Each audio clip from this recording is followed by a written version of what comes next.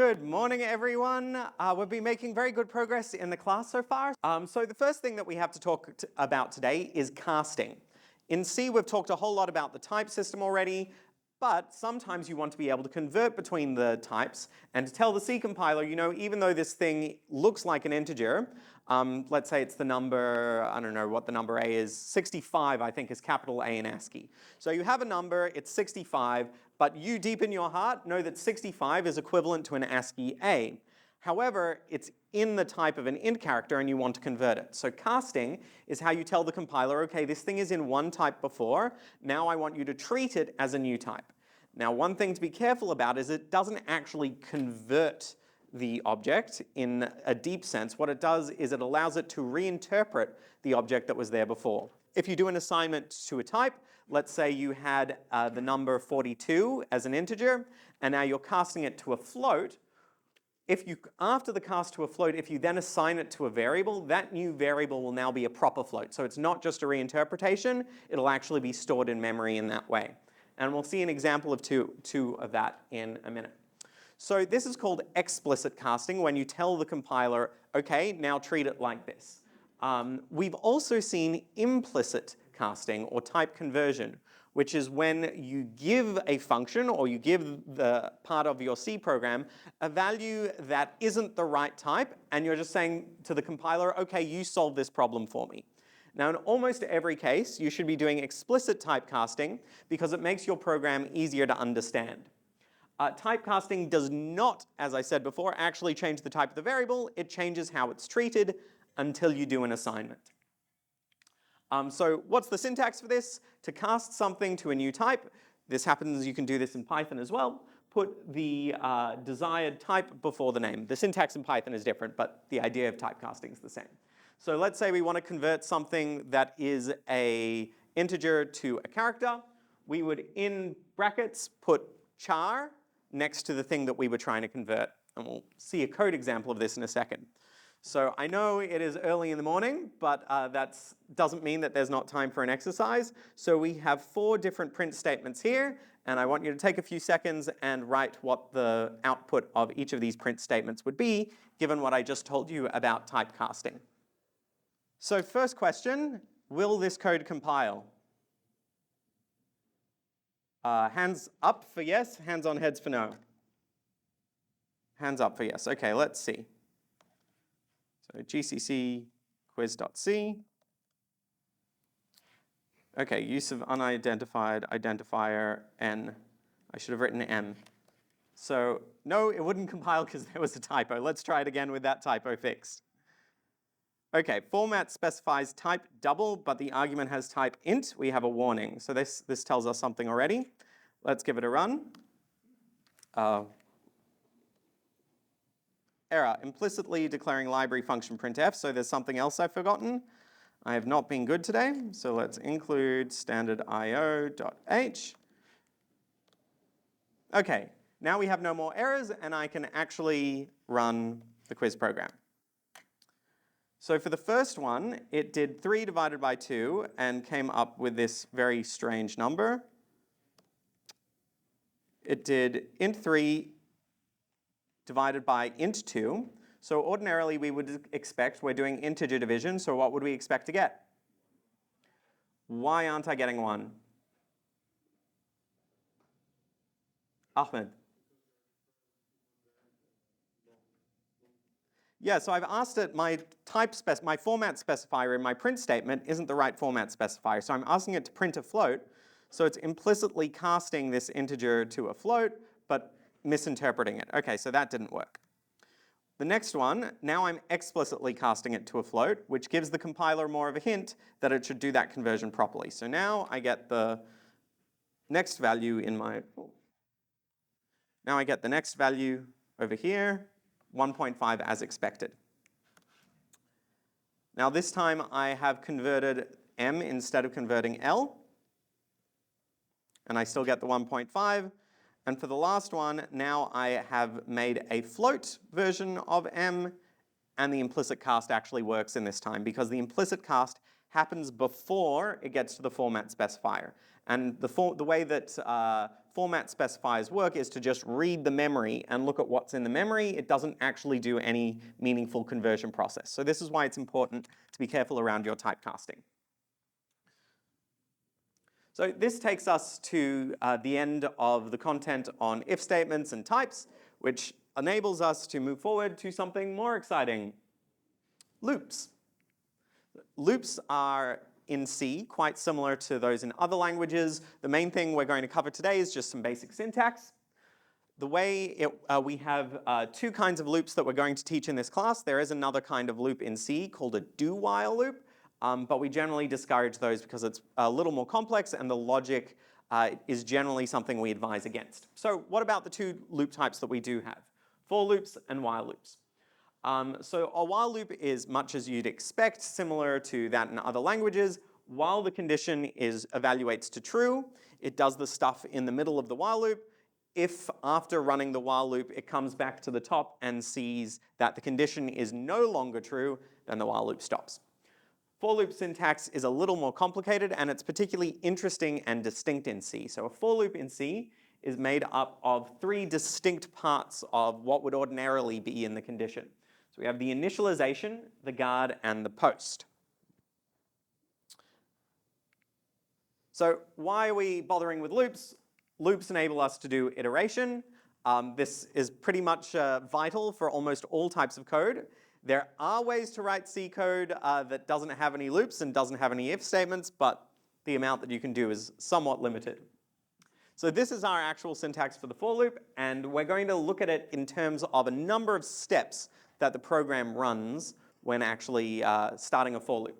So let's look at starting at the number 1 over here. The very first thing that happens when you put a for loop in your code and the program gets to that point is it runs whatever statement is in the initialization. So that's the first thing.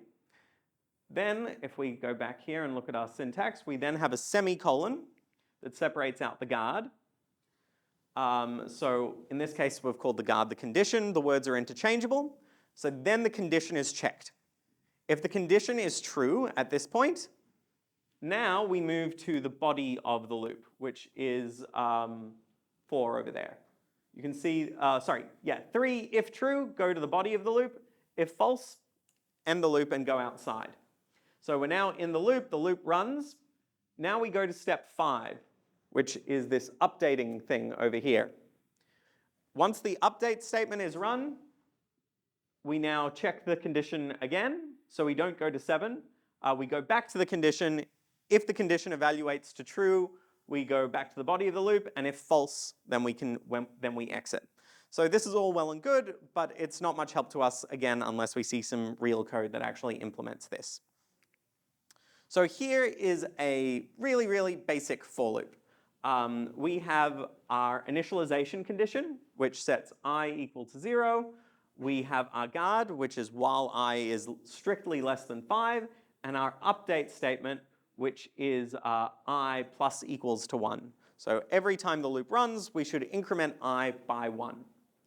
We do have one new part, though. We've introduced a new keyword here, continue.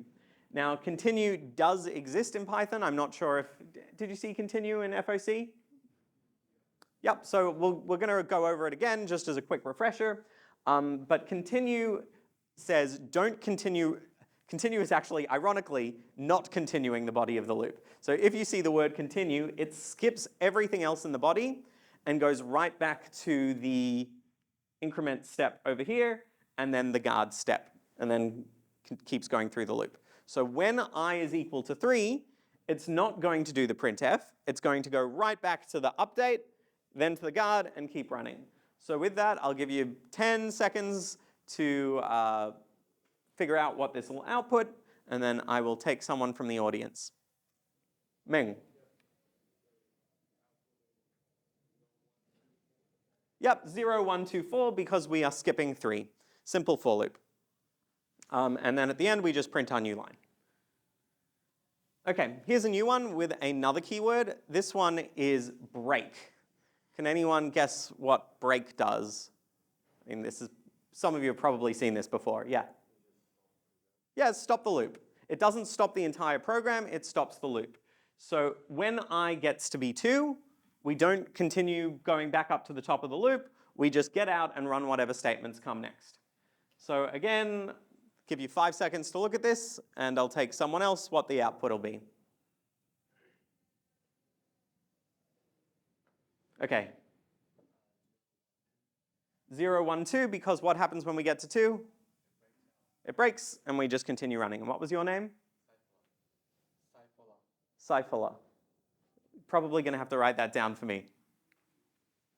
Okay, so now we get to something that's new and distinct for this semester, which is talking about loop invariants. And this is the idea that if we're thinking about analyzing a loop, there should be something that is always true, a formal logical statement, something that we can say that is always true while we're inside the loop. So let's look at our example here. What do we know is true about our program while we're in the loop?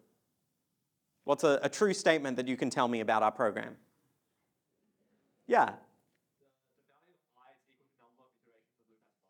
So that's one true thing. Are there any other true things? It's going to print at least one statement. What about the value of I? Is there something we know about the value of I that is always true while we're inside the loop? Yeah, I mean, that's yeah, Eugene? It's always going to be less than 5. Can we make our condition stricter than that? Between 0 and 5,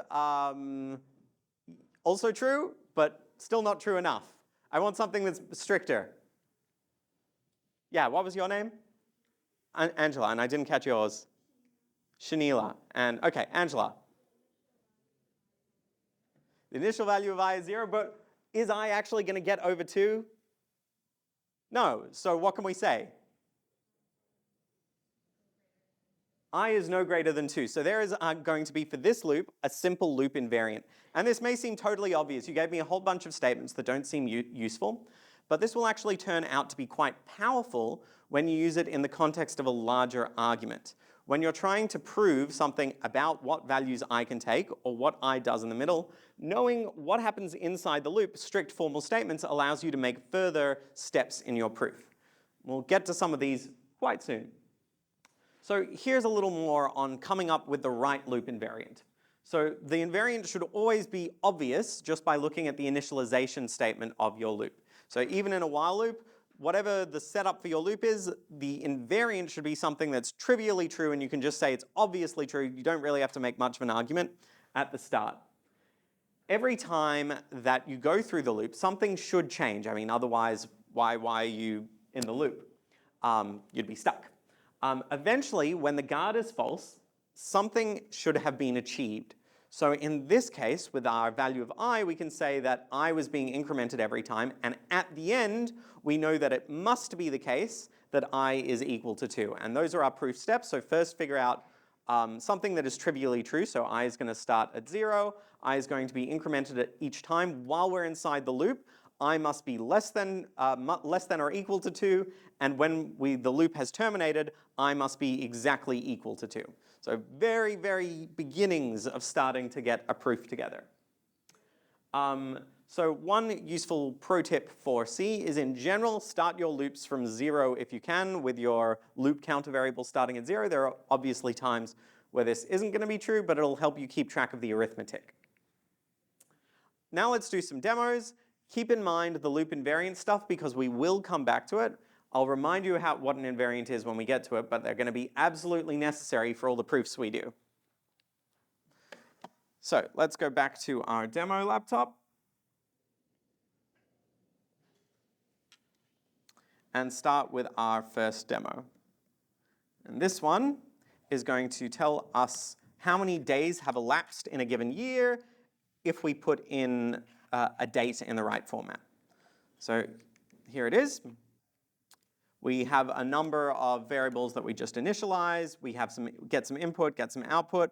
Remind me, why am I checking if this thing is equal or is not equal to 3? Joseph?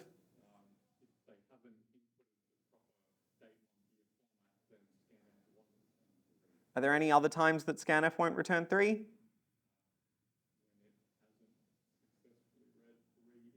Yeah, so scanf could potentially fail. Let's say something's really wrong with the computer, scanf might fail, and checking that it's equal to 3 just assures us that scanf has succeeded and read in 3 values. Okay, then we have our special casing stuff that we saw in one of our prior lectures. I have a special case for the length of February. So the length of February is 28 plus this special case for, what am I doing with February? When is February not 28 days? And a leap year. Now the conditions for a leap year are a little complicated. So first we check if the year is divisible by 4 and that the year is not divisible by 100 or the year is not divisible by 400. If you go and look up when does a leap year happen, it turns out there are exceptions to the divisible by 4, when the year is divisible by 4, and this just assures us that we're correct. Okay, now start off with how many days have elapsed in the year. Well, if the date is December the 14th, we must be at least 14 days of the year. You don't even have to look at the month. If you look at the day of the particular month that you're in, you know that you're at least that many days of the year in. So let's start with that. Then, for every month that is less than the month we're currently up to, figure out how many days that month has, and add to our running total of how many days have elapsed so far the number of days in that month. So to talk this out for you, if we are currently in March 8th, how many days, so let's add 8 because obviously 8 days have passed because it's March 8th. And then how many days does January have? 31. How many days did February this year have? 28. 31 plus 28. The other thing I should point out here before we move on, we also need to account for the months of the year that have only 30 days. So 30 days, September, April, June, and November. So we have September, 9, April, June, and November all have 30 days. Otherwise, add 31 days.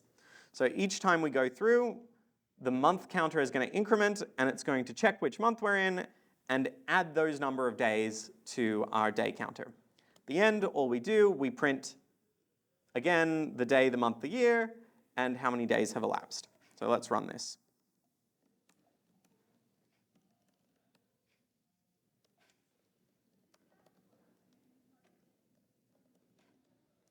And we said it is the 8th of the 3rd, 2023, and 67. Did we compute that right? I forget what I said before. No. Wasn't paying enough attention. Okay, now we have some for loop demos. Fallen a bit asleep there. Get enough sleep last night? Okay, let's look for loop 2.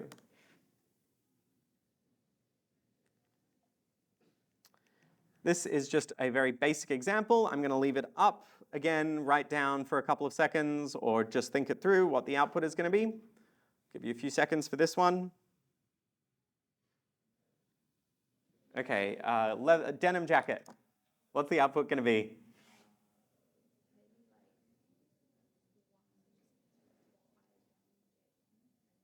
And then?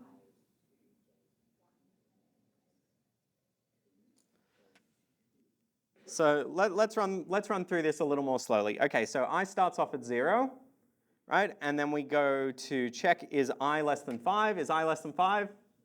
Yeah, okay, so we move into the for loop. Now, tell me what's happening now. J is 0, is J less than I? No, okay. So what do we do? So that means this for loop doesn't run. Yep, print a new line. Okay, now what happens? I is now 1. Yep. J is 0. Wait, is I is 1 and J is 0? Okay.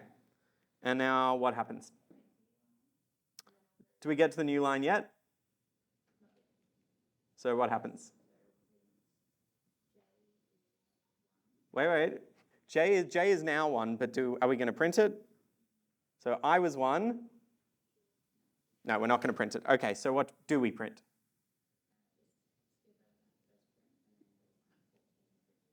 New line. Okay, now what happens?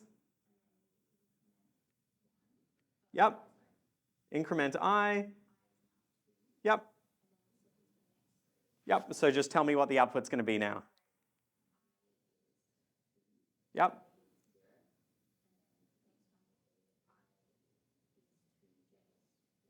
And what am I going to see on the very last line of this whole program?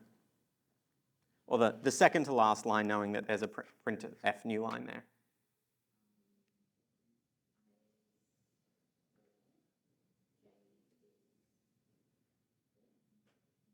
Do we print when I and j are the same? 4 and 3. Okay, so let's give this a run.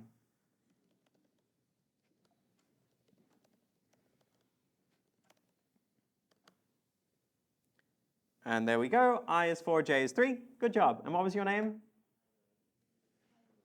Kelly Roy? Cool. Yeah, great job. Now we have another demo with another for loop, and someone else is going to get to explain this one.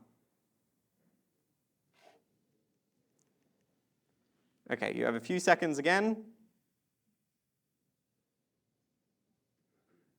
And now note that there's something that looks pretty different about this for loop. Yeah. So if the condition statement or the guard statement isn't satisfied, then the update statement doesn't.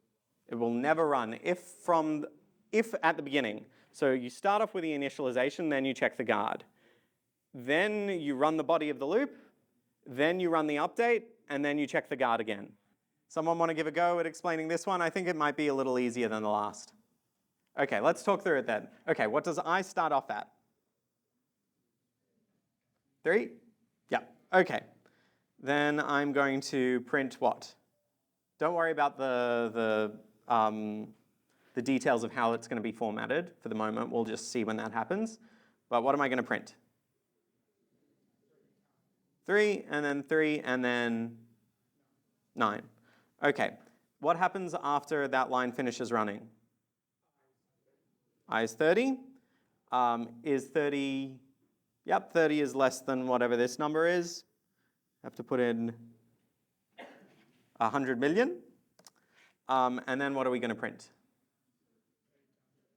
Yep, which I don't even know what that is, but we will get the computer that this is why we have a program. So we don't have to compute 30 times 30 in our head. So let's give this a run.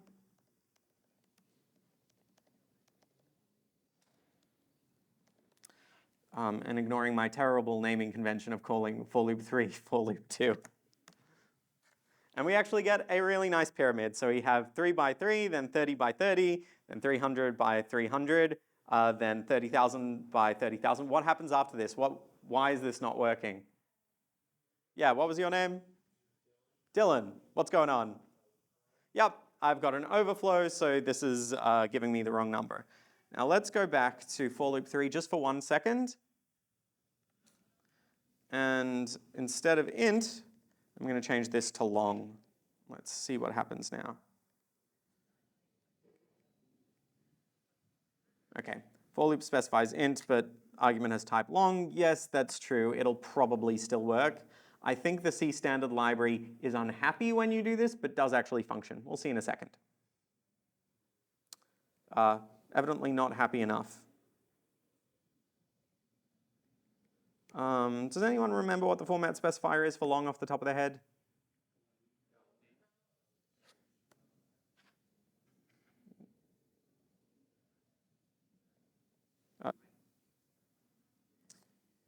Okay.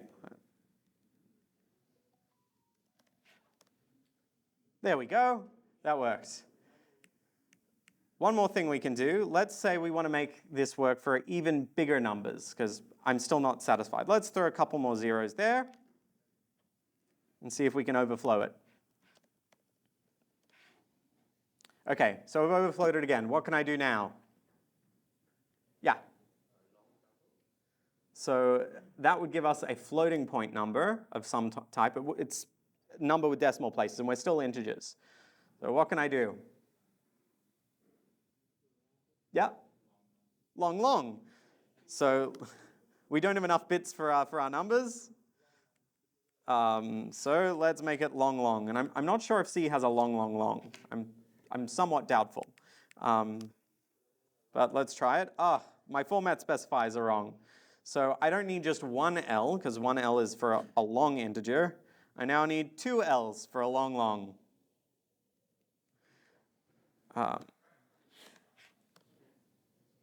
And we're still running out of room. Eventually, our multiplication is going to grow faster than the number of bits we have. So we can only do this trick so many times before we have to start being more clever about it. Okay, so let's move to a slightly different demo. This one's a little more fun. 3.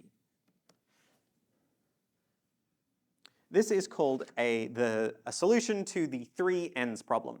And the 3 ends problem is posed roughly this way.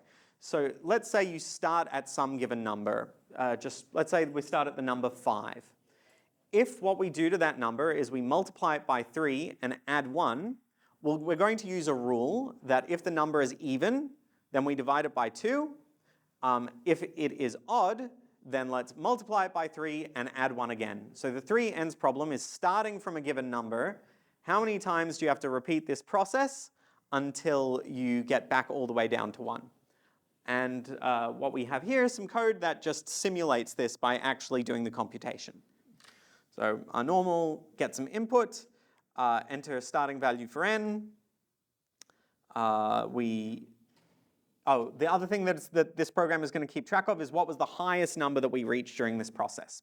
So that's our max value here. Cycles is going to keep track of how many times we've done this multiply by 3 and plus 1.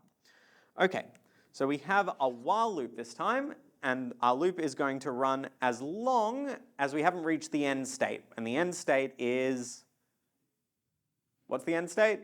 When n is equal to 1. Okay, so while n is greater than 1, print the value of n. If n is even, what do we do? Divide by 2. If n is odd, 3 by 1. Okay, the other thing we have here is this just for our entertainment purposes to keep track of the highest number we've seen. So every time we generate a new n, we're going to check if n is bigger than the biggest number we've already seen. If n is bigger than the biggest number we have already seen, then the biggest number that we have ever seen is the one we just saw, that value n. So set max to be equal to n. Add 1 to the number of times that we've been through this process. And then we have a magic number here, which is just setting how many numbers we're going to have on a line before we start a new line. And if we go to the top, we can see that per line is 8. So we'll allow a maximum of 8 values per line. Let's give it a run.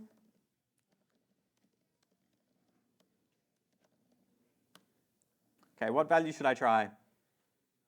59, did someone say? Okay, 32 cycles consumed, maximum was 304.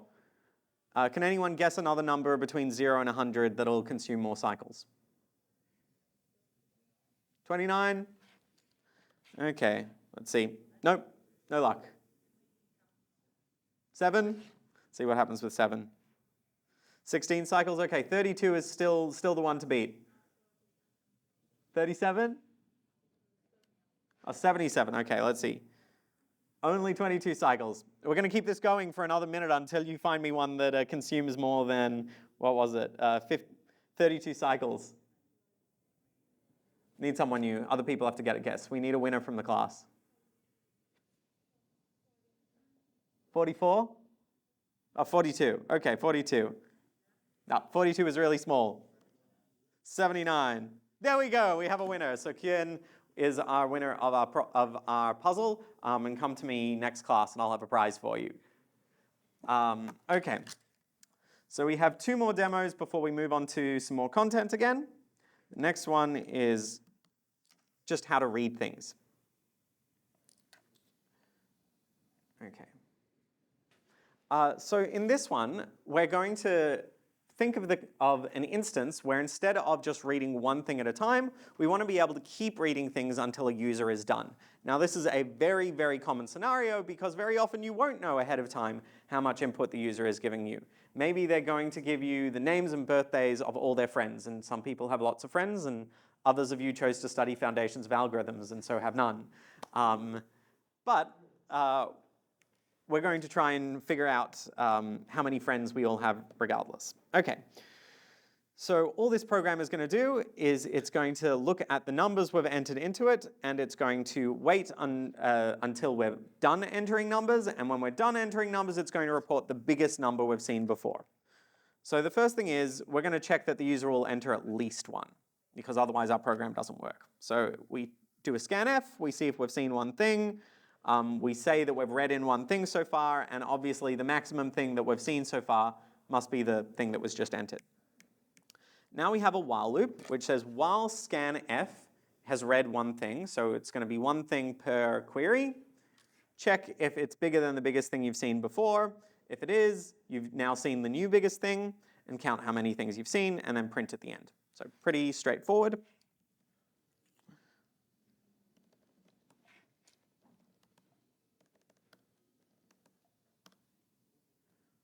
Okay, this is new, Control D to end. Okay, let's just enter some numbers.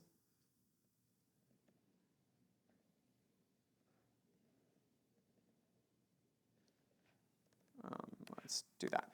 Okay, why is it not finishing? What's going on? Why do I need to press Control D? Yeah, that's true. Someone's been doing their reading. So essentially, scanf is going to keep reading things in until it realizes that there's no more input because we've put it inside a loop and told it to keep going. So the way that we make scanf intentionally fail in this case, or not fail, but report that it hasn't been able to read anything, is to tell it that there is nothing left to read altogether. And the way we do that is by pressing Control D. Now, depending if you're on a Mac, or a Windows, or a Linux machine, the actual button on the keyboard that you have to hold down with D might look a little different. So, for example, Macs do have a Control key. I don't remember what's on a normal QWERTY Windows keyboard. Oh, there's the Control key here as well. But depending on exactly how you've configured things, it might be a different button. So I'm going to go ahead and press Control D. It's read in 9 values. The maximum was 76. Okay.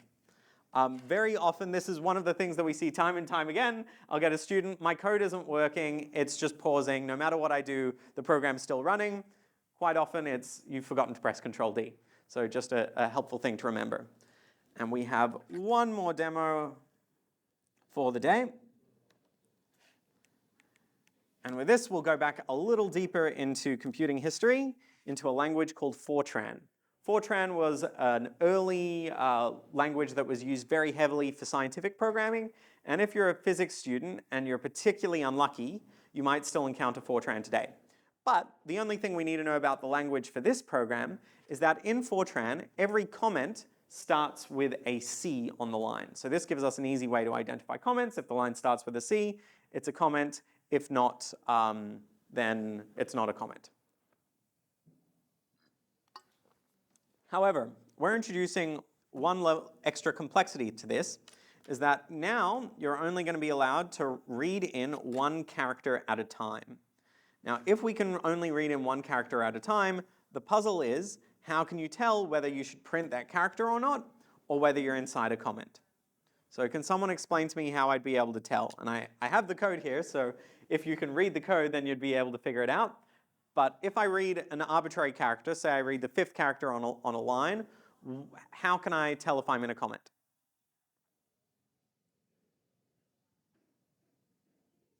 Rachel. Okay, so what do I know that is true in general if I'm in the middle of a comment? What's true about the line?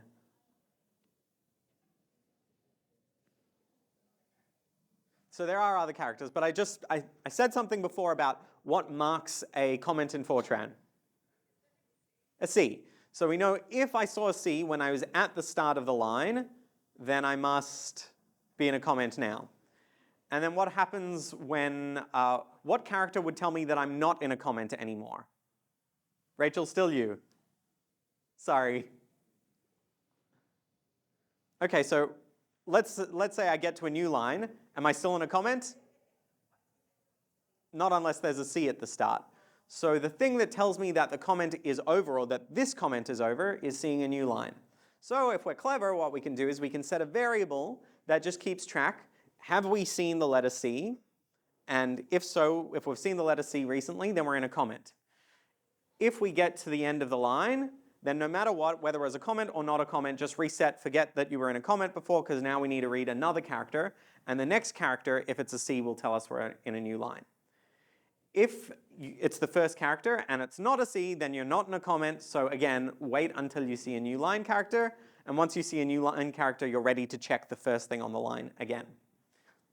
So this is essentially all the code does. We have an integer here called ch, which is going to store a character from a function called getChar, which is also in standard in or out. Now let's look in the man pages to see how we use that function. Int getC, which means that it's going to output an integer, not a character type. Now this is kind of interesting because we know that ASCII characters should be contained in chars, but we should follow the function specification here. Maybe there's something going on that we don't know. If we want more information, we could read through the man page over here. Okay, character values are returned as an unsigned char and converted to an int. So it tells us what's going on there. And we'll talk more about signed and unsigned types a little later. So let's go back to fortcom.c.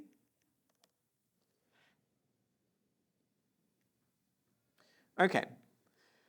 Check that the character that we just got is not equal to EOF. And EOF is when you press Control D, C has a special value that you can use called EOF, and you type it just like that, that you can check against what you just received. If someone just typed in Control D, the character that you read after you finish reading in all the other characters at the end is this special EOF, which says end of file, there's nothing more to read after this point. Nothing more here. So while the character that we have just received isn't this special EOF, check if the character is a C, and that the last thing we saw just before was a new line. If the last thing that we'd just seen a second ago was a new line character, that means we're at the first character of a new line, and if we're at the first character on a new line, and that character is a C, then we're inside a comment. And then we're inside a comment all the way until we get to the end of the line. Okay, so if we are not in a comment, print the character. If we are in a comment, then this is equivalent to just writing else there, nothing happens. So if we are not in a comment, if we are in a comment, do we print it? Do we print the line? Nope. So this is going to remove all the comments from a Fortran file. And then we check if the thing that we've seen just now is a new line. If we've just seen a new line, we mark the fact that we've just seen a new line. We reset whether we're in a comment or not. And if the thing that we just saw wasn't a new line character, then we also mark that it wasn't a new line character. And then end our program. Okay, let's give this one a try. So I'm going to write some really, really bad Fortran code.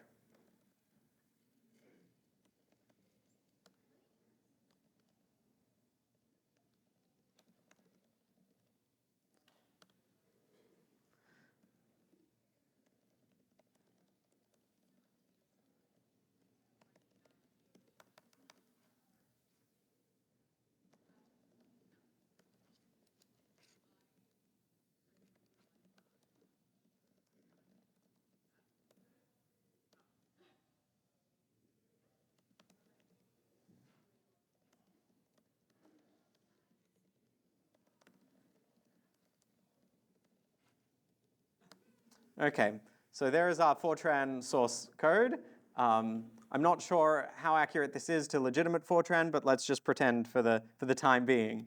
Okay, so let's compile our Fortcom and Fortcom. Okay, why isn't it doing anything? No input. Okay, this doesn't seem like what the program was designed for. I'm going to do something different because I want it to actually deal with the Fortran source code file that I just wrote, I'm going to give my shell a special command which tells the shell that everything inside a file you should treat as if it were just typed in input to the program. And when the shell is finished doing that, it'll just send EOF, end of file. So the way that we're going to do this is using the left angle bracket character followed by the name of the character that I'm going to feed in. So I'm going to feed in Fortran.4, and the shell is going to make it just as if I was typing that in. There we go. Execute Order 66 and defeat Luke Skywalker. And with that, we will close out for today, and I will see you all tomorrow.